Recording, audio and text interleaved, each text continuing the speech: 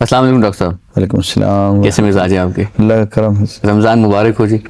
اللہ تعالیٰ سب کو مبارک کرے جی. ہاں بالکل. ڈاکٹر صاحب آج رمضان کے اس مہینے میں ہم جس موضوع کا احاطہ آپ کے حوالے سے کرنا چاہتے ہیں وہ ہے عبادات، کیونکہ عبادات ایک مسلمان کی زندگی میں بہت اہم رول پلے کرتی ہیں، اور جس نے ہم دوسرے مذاہب کے حوالے سے ریچولز بھی کہتے ہیں. تو اس حوالے سے ہم چاہیں گے کہ آپ بے شمار تشنگی جو لوگوں کے ذہن میں ہے، ان سے کچھ ہمارے یہاں پر دوست جمع ہیں، وہ آپ سے سوالات کریں گے. تو باقاعدہ آغاز کرنے کے لیے میں یہ درخواست کروں گا کہ آپ ہمیں یہ بتائیے کہ عبادات کا تصور ہے کیا. بظاہری بڑا چھوٹا سوال لگتا ہے، لیکن اس سے بہت ساری طویل تشریح مقصود ہے. بسم اللہ الرحمن الرحیم. پہلی بات یہ ہے کہ عبادات سے پہلے عبادت کے بارے میں جان لینا ضروری ہے کہ خود عبادت سے مراد کیا ہے. عام طور پہ ہمارے یہاں جو تصور پایا جاتا ہے وہ یہ ہے کہ ایک شخص نماز پڑھ لے یا روزہ رکھ لے یا حج پہ چلا جائے یا گھر میں بیٹھ کے نوافل پڑھتا رہے یا ہاتھ میں تسبیح لے لے اور اللہ اللہ کرتا رہے تو ہم کہتے ہیں کہ وہ عبادت کر رہا ہے. جی ہاں بالکل. یہ بالکل ایسا ہی ہے جیسا کہ بعض اور مذاہب میں پوجا پاٹ کا تصور ہے. اسلام میں عبادت جو ہے وہ پوجا پاٹ کا نام نہیں ہے.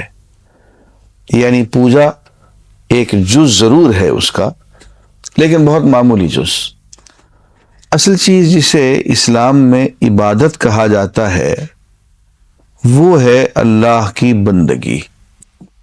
یعنی پوری زندگی اس ڈھب سے گزاری جائے کہ انسان اللہ کا بندہ، اس کا مطیع، اس کا فرما بردار ہو پوری کی پوری زندگی. جی.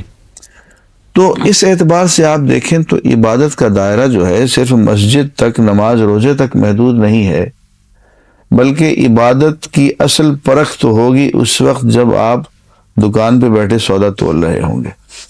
اچھا. جب آپ دفتر میں بیٹھ کے اپنا کام کر رہے ہوں گے، اصل عبادت وہ ہو رہی ہے. یہ جو ہے نماز، روزہ، حج، زکوٰۃ، جنہیں آپ عبادات کہتے ہیں یا اعمال عبادت کہتے ہیں، یہ ہمیں اصل عبادت کے لیے تیار کرتی ہیں. اچھا. یہ ایک ٹریننگ کورس ہے عبادت کا. اب دیکھیں اس ٹریننگ کورس میں جو آپ کرتے ہیں، مثلا نماز میں آپ جو کرتے ہیں یا روزے میں جو آپ کرتے ہیں، اس کا براہ راست اثر آپ کی عملی زندگی میں پڑتا ہے. درست. کہ آپ نے جب نماز پڑھی اور نماز سے فارغ ہو کے آپ مسجد سے باہر نکلے تو آپ گویا کہ چارج ہو کے آ رہے ہیں. اب آپ مسجد میں، اب آپ دفتر میں یا دکان میں یا جہاں بھی آپ کام کرتے ہیں، آپ جس جذبے سے کام کریں گے اس میں ایک جذبہ ہے بنیادی طور پہ، اور وہ یہ ہے کہ ہمیں جو کچھ بھی کرنا ہے اللہ کی رضا کی خاطر کرنا. ٹھیک. اسی نے اس دنیا میں بھیجا ہے، اور سارا امتحان یہ ہے کہ ہم لوٹ کے اسی کے پاس پہنچ جائیں. یہ راستے میں جو ایک کھائی آ گئی ہے آگ کی، کہیں اس میں نہ گر جائیں، راستہ بھول نہ جائیں کہیں. صراط مستقیم سے مراد وہ راستہ ہے جو سیدھا اللہ تعالیٰ تک پہنچا دے. ٹھیک. تو اللہ تعالیٰ تک ہم پہنچ جائیں تو ایسی زندگی گزاری جائے جس میں کہ ہر عمل اور جو عمل کریں اس میں ہمیشہ یہ نیت ہو کہ ہم یہ عمل اللہ کی خاطر کر رہے. تو اس میں ایک ٹیسٹ ہے، میں آپ سے چونکہ ایسے ٹیسٹ میں کہتا ہوں، اور ایک لمحے میں انسان کو اپنا پتہ چل جاتا ہے کہ وہ یہ عمل کر رہا ہے یا یہ زندگی یوں گزار رہا ہے تو کیوں آخر کر رہا ہے. اس کی فرسٹ پرائورٹی کیا ہے، اس کی ترجیح نمبر 1 کیا ہے. اگر اعمال کرتے ہوئے ترجیح نمبر 1 اللہ کی ذات اور اس کی محبت اور اس کی رضا کا حصول ہے تو پھر تو دکان پہ بیٹھنا عبادت، دفتر میں بیٹھ کے کام کرنا عبادت، دفتر میں جانا آنا عبادت. ورنہ اگر ترجیح نمبر 1 اللہ کی ذات نہیں ہے، اس کی رضا نہیں ہے، تو نماز پڑھنا بھی عبادت نہیں ہے. اچھا، روزہ رکھنا بھی عبادت نہیں ہے، کچھ اور ہے. تو کیا اس ریچول کو جو کیا جائے اس کے نمبر ملیں گے یا وہ بھی جائیں گے؟ اب اس کے نمبر اللہ تعالیٰ جتنا چاہیں دے دیں، لیکن اصل بات تو جو حضور نے فرمایا نا، انما الاعمال بالنیات، نیت پہ دارو. اعمال کا دار و مدار جو ہے وہ نیت پر ہے.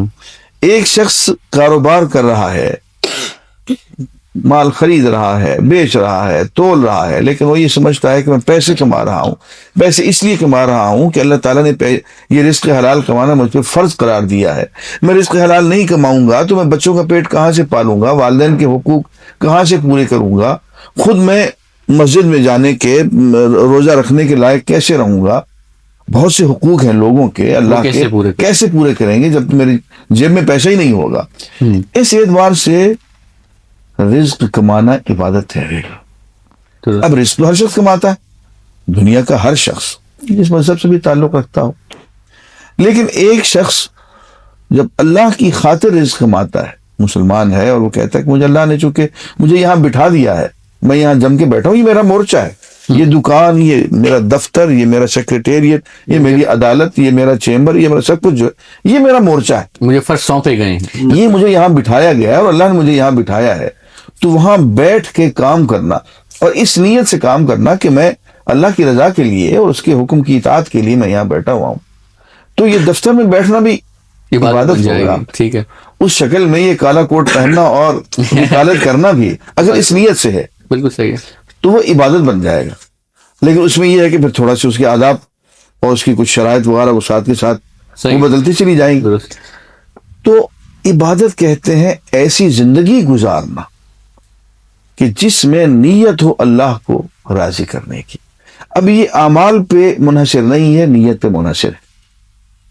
رہ گیا یہ کہ نماز جو ہے، اب دیکھیے نماز میں ہم جو قول و قرار کرتے ہیں اس میں سارا زور انسان کے مزاج، اس کی نیت، اس کی طبیعت، اس کے جذبات کو اللہ تعالیٰ کی طرف ڈھالنے کی ساری کوشش ہے. ایاک نعبد و ایاک نستعین، اے اللہ تیری اور صرف تیری عبادت کرتے ہیں، تجھ سے اور صرف تجھی سے مدد مانگتے ہیں. معلوم یہ ہوا کہ اپنے آپ کو گھیر گھار کے اللہ تعالیٰ کے حضور پیش کر دینا ہے کہ جو کچھ ہم کر رہے ہیں اللہ ہم بس تیری خاطر کر رہے ہیں. کمپلیٹ بیس. ڈاکٹر صاحب ابھی آپ نے